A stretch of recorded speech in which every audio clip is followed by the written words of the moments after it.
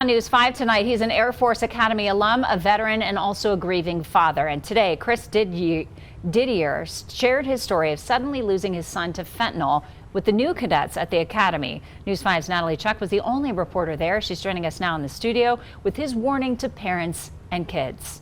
Yeah, Diane, Didier repeatedly said it's time for kids and parents to get smart about the dangers of fentanyl, saying he never thought he would be back at the Air Force Academy speaking, let alone speaking about this. I don't want to pass the opportunity to offer some congratulations to the class of 2026. An Air Force Academy graduate, class of 1991. I had a lot of hard knocks in my life. But Chris Didier didn't return to his alma mater to talk about his memories from the academy or time in the service. What we're talking about here is something different.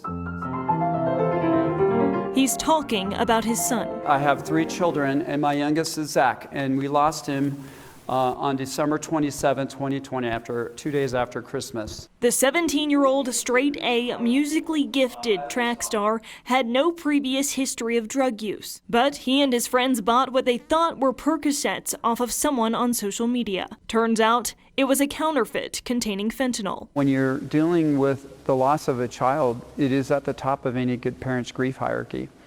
But when it's a loss of a child from a danger you've never heard of before, it sets in a tremendous amount of confusion and disorientation. Now Didier shares his story all over the country, hoping his warning will spread to anyone thinking of buying illicit pills. We can choose to use our pain to build a fortress to hide from the world, or we can use our pain to be a fuel to change it. And it sounds like his message got across to the Academy's class of 2026. Today I lost a friend, the same thing.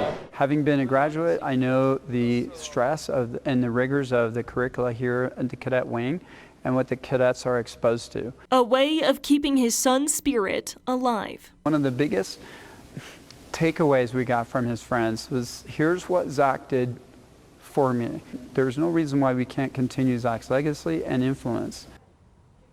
And at the event, Didier handed out these cards with emergency resources on them in case anyone is exposed to fentanyl. He says he always encourages people to keep them in their wallets. Rob? Natalie, a great message there. Thank you.